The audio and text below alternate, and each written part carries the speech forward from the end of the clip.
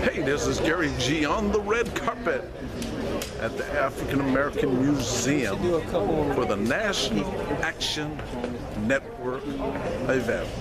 Great event, great participation. Reverend Al Sharpton is being honored tonight. Stay tuned for videos and interviews to follow. This is Gary G with the Inland Valley News. To be celebrating my birthday. Seriously? My friends and people that support National Action Network on the West Coast. Very, very heartwarming. So let's sing the 25-year-old version of you. What did you think the 6-year-old version of you would look like? Well, you know, I started in civil rights very young. I never thought I'd get to 60, so I'm just glad to be here. And glad to be still very active and dealing with the issues and trying to say to people that we've got to continue fighting for civil rights. So this is a celebration and a continuation.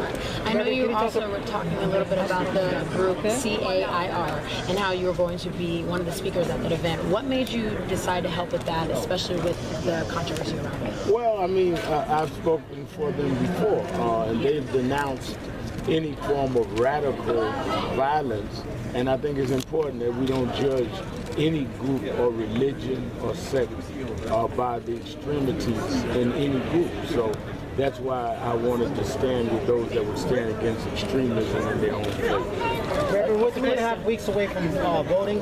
Talk about how important. Well, I think that particularly when you see the things that are being done with voter ID, with ending early voting, ending Sunday to the polls, we're seeing them chip away at voting rights.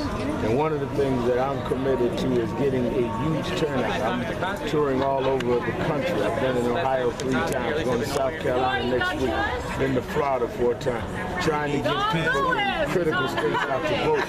If the right wing takes the Senate, we will not be able to confirm a new attorney general. We will not be able to confirm any of the president's nominations. We will not be able to maintain the health care act. They will try to impeach the president for no reason.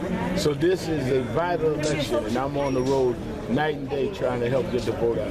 I think Reject the Stone. Talk about your book. Well, I wanted to write a book to tell people, particularly young people, that what I went through, broken home, welfare, and was considered somebody could never be nothing. So you don't worry about who rejected you. You accept yourself.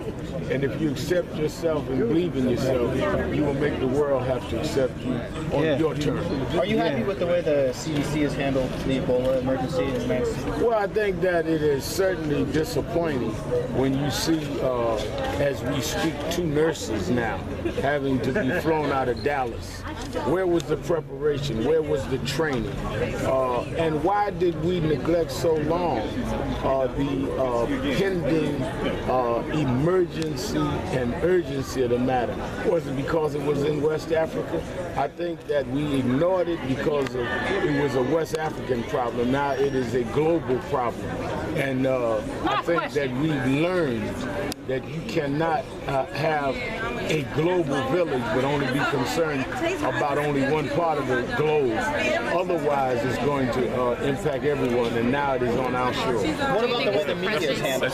I think the media has been hysterical rather than being informative. And again, we don't know how far this is going now. To be in the 21st century, given the science and technology we know, and we're at a loss, is an awesome embarrassment. I also think the fact that we have not confirmed a Surgeon General. We are seeing partisan politics literally cut back on research funds, health funds, and not confirm a Surgeon General. Some experts have said that had we not cut some of the budgets, we might have been able to research to have some mechanism to combat this Ebola virus. But you can't cut off your legs and then ask why you're not walking down the street. Can you Thank you. Brown's family's here tonight. We're continuing to fight Ferguson. We continue to fight Staten Island with the choke case. Police accountability is a major civil rights issue here.